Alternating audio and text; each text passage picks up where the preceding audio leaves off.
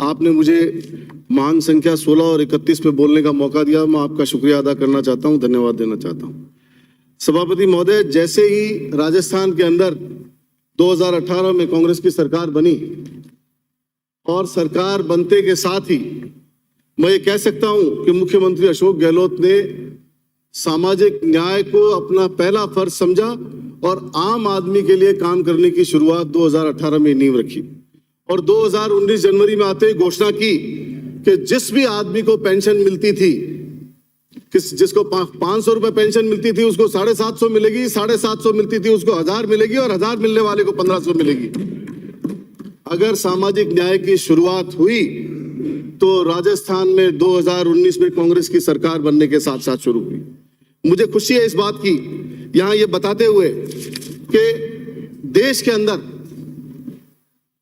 अंदर सामाजिक न्याय के बारे में जैसे ही सोचना शुरू किया, हमारे नेता, हमारे जिनको हम महात्मा गांधी कहते हैं, महात्मा गांधी, पंडित जवाहरलाल नेहरू, बाबा साहब अम्बेडकर, सुभाष चंद्र बोस, सरदार वल्लभ भाई पटेल, मौलाना अबुल कलाम आजाद, बाबू जगजीवन राम, सरोजनी नायडू, एक पूरे सफर में जब जब सामाजिक न्याय की जरूरत पड़ी और समाज के लिए कहीं खड़ा होना पड़ा तो हमारे नेताओं ने खड़े होकर के देश में सामाजिक न्याय की स्थापना की और हर समाज के लोगों को सुरक्षा देने की कोशिश की।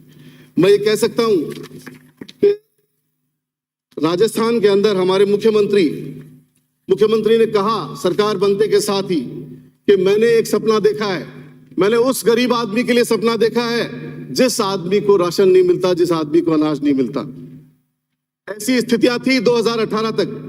आम आदमी का इलाज होना मुश्किल था, गरीब आदमी अपनी संपत्ति बेचने को मजबूर था। अगर घर का कोई आदमी बीमार हो जाए, परिवार का कोई आदमी किसी सीरियस बीमारी से त्रस्त हो जाए तो एक ऐसी योजना लेके आए, चिरंजीवी योजना, जो न केवल राजस्थान में बल्कि पूरी दुनिया में रोल मॉडल बनी।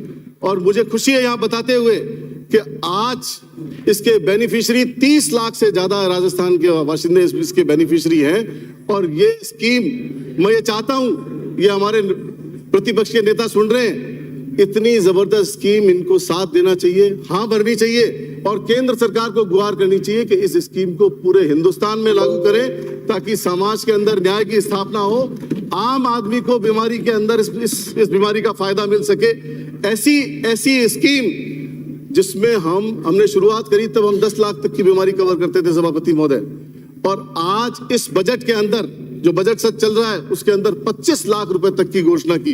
इसका मतलब यह है कि आम आदमी को 25 लाख रुपए तक की बीमारी के लिए कहीं चिंता करने का विषय नहीं है। तो मुझे खुशी है कि समाजवाद की जो सबसे बड़ी जरूरत है उसको मुख्यमंत्री अशोक गहलोत ने समझा और न केवल सपना देखा बल्कि उसको पूरा किया। और एक और सपना देखा सभापति महोदय, कोविड का समय था, बड़ा कठिन समय। मुख्यमंत्री ने ऐलान किया कि मेरे राज्य में कोई व्यक्ति भूखा नहीं सोएगा और एक ऐसी स्कीम लेके आए। कोविड के समय में तो जो काम हुआ सो हुआ ही हुआ। एक ऐसी स्कीम लेके आए जहां गरीब आदमी 8 रुपए में अपना पेट भर सकता है, इंदिरा रसोई के नाम से। ये ऐसी स्कीम पूरे राजस्थान के अंदर रसोइयां खोली गई और हर क्षेत्र के अंदर हर आदमी को लाभान्वित करने की कोशिश की गई। बहुत सी जगह देखा, खास तौर से हॉस्पिटल्स में, चौकियों पे, ऐसी जगह पर आदमी आता है, काम करता है, दिन भर परेशान रहता है और फिर रात को शाम को जाता है तो उसको खाने की जगह नहीं मिलती। ऐसी स्कीम, वहां की वहां रसोई और वही खाना, और आराम से बैठ के आदमी खाना खा सके। मैं खुद खाना खा के आया हूं, क्वालिटी ऐसी कि आपको ये सोच के अच्छा लगेगा कि राजस्थान में एक ऐसी जगह है। अभी मैं फतेहपुर शादी में जाके आया हाकिम भाई के यहाँ, एक दंपत्ति मिल गया, सीकर में हम चाय पीने रुके, बोले साहब हमने तो ऐसी योजना ही नहीं देखी, कोई एक्सीडेंट हो गया तो अस्पताल में भर्ती, इलाज फ्री हो रहा है, खाना 8 रुपए में मिल रहा है। बोला हम ये कह सकते हैं कि अगर असली महात्मा कोई आज की तारीख में कहीं है और असली कोई रूलिंग स्टेट है तो राजस्थान है, जिसमें हर तरह की बेनिफिट आम आदमी को दिया जा रहा है। मैं ये कह सकता हूं। बेरोजगारी, रोजगार के नाम पे तो बहुत बड़े हंगामे हुए। 2 करोड़ रोजगार, लोगों को रोजगार, धरातल पे कुछ नहीं। मुख्यमंत्री अशोक गहलोत ने सपना देखा कि रोजगार कैसे दिया जाए। नरेगा की तर्ज पे शहरी रोजगार गारंटी शुरू की गई और शहर के लोगों को भी 100 दिन का रोजगार और इस बजट में 125 दिन का रोजगार सुनिश्चित किया गया। मुझे खुशी है ये बताते हुए कि आज आम आदमी को, गरीब आदमी को शहर में भी रोजगार दिया जा रहा है और आम आदमी उससे लाभान्वित किया जा रहा है। मैं 2-4 बात और बता देना चाहता हूं सभापति महोदय। जब जब हमें जरूरत पड़ी तो मुख्यमंत्री ने उसको पूरी करने की कोशिश की और एक आह्वान किया कि मैं राजस्थान के बासिंदों को एक खुला ऐलान किया कि तुम मांगते मांगते थक जाओगे, मैं देता देता नहीं थकूंगा।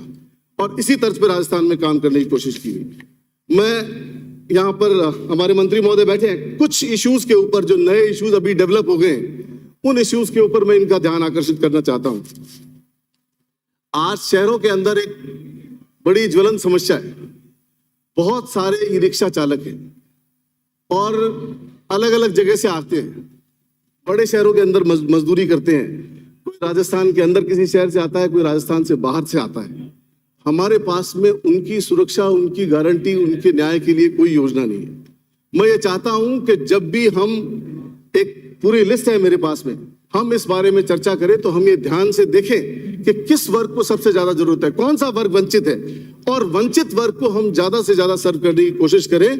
तो हम ई रिक्शा वालों के लिए भी एक कोई न कोई प्रणाली विकसित करें जिससे पूरा हमारा अधिकारी वहां जाए, उनको पूरा एक नोट बनाए, उनकी लिस्ट बनाए और उनको पूरे बेनिफिट जो राजस्थान सरकार आम आदमी को दे रही है वो उनको बेनिफिट मिले।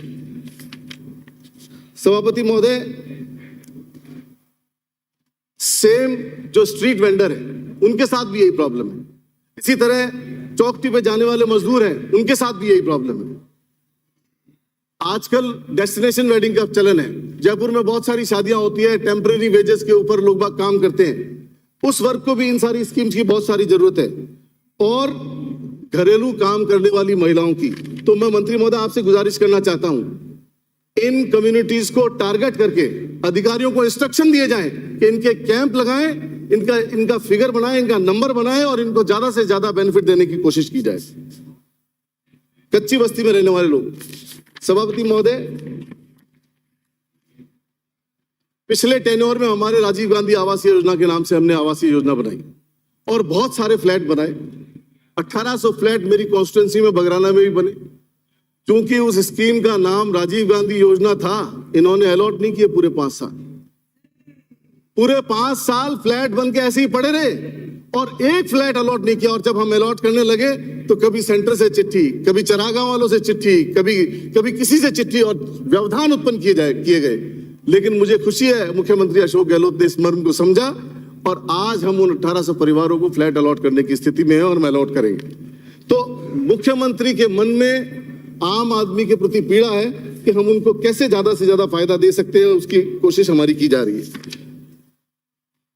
एक बहुत बड़ी समस्या है, समाज कल्याण विभाग भी इसमें इंटरवीन करे और खाद्य सुरक्षा विभाग भी। जयपुर के अंदर 8,80,000 के लगभग राशन कार्ड है, अब 9 लाख के अलग को क्रॉस कर गए और उसमें चालू राशन कार्ड सिर्फ 1,44,000 है। पूरे राजस्थान में लोएस्ट रेशियो है। हम सामाजिक न्याय की बात कर रहे हैं, हम आम आदमी को सुरक्षा देने की बात कर रहे हैं, हम आम आदमी को खाद्य सुरक्षा देने की बात कर रहे हैं। तो मेरी गुजारिश है आपके माध्यम से कि राशन कार्ड जयपुर शहर में जितना परसेंटेज पूरे राजस्थान को एवरेज मिलता है उतना परसेंटेज जयपुर शहर में जरूर कवर किया जाए। कहीं एक्सेस है तो वहां से विड्रॉ किया जाए, लेकिन जयपुर शहर के लोगों को पूरी खाद्य सुरक्षा की पूरी उसका बेनिफिट दिया जाए। कच्ची बस्ती से रिलेटेड एक बात और करना चाहता हूं। मेरे विधानसभा क्षेत्र में एक कच्ची बस्ती है, जवाहर नगर कच्ची बस्ती, और पट्टों की स्कीम चल रही है अभी और उनको पट्टे 20,000 से ज्यादा लोग बाग उस क्षेत्र में रहते हैं। 20,000 तो वोटर है, करीब 50,000 के लगभग आबादी है वहां और टीलों पे बनी हुई है। फॉरेस्ट लैंड है इसलिए उसमें पट्टे नहीं दिए जा सकते। तो कोई न कोई यूडीएच मंत्री अभी चले गए, तो कोई न कोई एक सामंजस्य बैठा के और इस जमीन को डीनोटिफाई कराया जाए और डीनोटिफाई करा के इन लोगों को पट्टा दिलाने की कोशिश की जाए ताकि कच्ची बस्ती में रहने वाला आदमी ये महसूस कर सके कि मुझे भी सुरक्षा दी जा रही है। एक और मैं ध्यान आकर्षित करना चाहता हूं आपकी तरफ कि जयपुर शहर में हाथी पालक हैं बहुत सारे भावत बिरादरी के लोग बाग हैं, बहुत गरीब हैं, और टूरिस्ट और शादियों के जरिए उनका गुजर बसर होता है। जब यहाँ 20,000 की आबादी है करीब उनकी, और बहुत कॉस्टली हाथी होते हैं। समाज कल्याण विभाग इस पे संज्ञान ले, और एक हाथी की कीमत बहुत ज्यादा होती है। कभी किसी गंभीर बीमारी से हाथियों की डेथ हो जाती है, तो हमें एक साइजेबल राशि करीब 40-50 लाख रुपए पर हाथी हमें कंपनसेट निर्धारित करना चाहिए। एक पूरी कम्युनिटी का सवाल है, रोजगार का सवाल है, 20,000 आदमियों की रोजी रोटी चलती है, तो इस पे हमें संज्ञान लेना चाहिए और इनके लिए हमें कुछ करना चाहिए। वाल्मीकि समाज का मुद्दा सभी लोगों ने उठाया, इसमें कोई दो राय नहीं कि सफाई का कार्य जयपुर शहर जैसी जगह और या हर एक जगह वाल्मीकि समाज ही करता है। और वाल्मीकि समाज का आपने, मुख्यमंत्री ने, मैं शुक्रिया अदा करता हूं मुख्यमंत्री का कि 100 करोड़ का बजट भी दे दिया। इसका इम्प्लीमेंटेशन ढंग से हो, ये उन्हीं के विकास में और उनके उत्थान के लिए काम आए।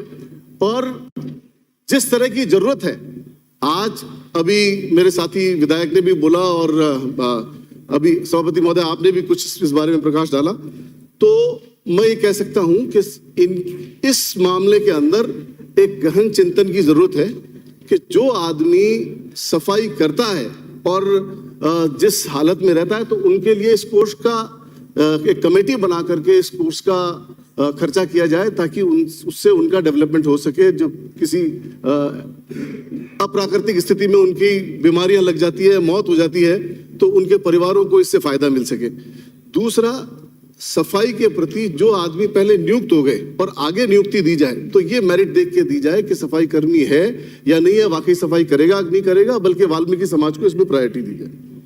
और बड़े अफसोस के साथ मुझे कहना पड़ रहा है कि केंद्र सरकार ने नरेगा में 30,000 करोड़ रुपए की कटौती कर दी। कोविड जैसे समय में जब हिंदुस्तान की इकोनॉमी की लाइफलाइन अगर बची, तो नरेगा ने बचाई। और आज नरेगा जैसी सक्सेसफुल स्कीम में के अंदर 30,000 करोड़ रुपए की कटौती कर दी, तो ये सामाजिक न्याय का हिस्सा नहीं। इनको समझना पड़ेगा कि अगर हम आम आदमी के हिस्से में कटौती करेंगे तो आगे हम जनता के बीच में नहीं जा पाएंगे। 30,000 करोड़ रुपए की कटौती नरेगा जैसी स्कीम में, बल्कि चाहिए तो ये था कि कम से कम 1 लाख करोड़ की बढ़ोतरी करते नरेगा में। 1,30,000 करोड़ रुपए चाहिए, जितना फिगर इनके पास रजिस्टर्ड है उसको पूरा पैसा देने के लिए 1,30,000 करोड़ रुपए चाहिए। बजाय 1,30,000 करोड़ को इंक्रीमेंट करने के उन्होंने 30,000 करोड़ की कटौती कर दी। मैं 2-3 बातें कह करके अपनी बात खत्म करता हूं, आपका इशारा मेरी तरफ आ गया है। सामाजिक न्याय की अपन बात कर रहे हैं। मैं उदयपुर में अभी हमारा वो हुआ, अधिवेशन हुआ, और अधिवेशन पे सामाजिक न्याय में ही एक बहुत अच्छा रिजोल्यूशन पारित हुआ। मैं पढ़ नहीं रहा, मैं सदन के ऊपर इसको टेबल करना चाहता हूं, ताकि मंत्री महोदय इसको अपना पार्ट बनाए कार्य प्रणाली का, और इसमें जो बातें लिखी गई है वो जितनी ज्यादा से ज्यादा पूरी कर सके वो पूरी की जाए। और मुख्यमंत्री के लिए एक मैं जो उन्होंने अपनी इस बात को एक मुद्दा बनाया, एक जरिया बनाया कि कोई भी आदमी राजस्थान के अंदर भूखा न सोए, तो मैं एक दोहा उनके लिए कहना चाहता हूं कि साईं इतना दीजिए, साईं इतना दीजिए, जामे कुटुंब समाए, मैं भी भूखा न रहूं, साधु भी भूखा न जाए। सभापति महोदय, मुझे आपने बोलने का मौका दिया, बहुत बहुत शुक्रिया, बहुत बहुत धन्यवाद।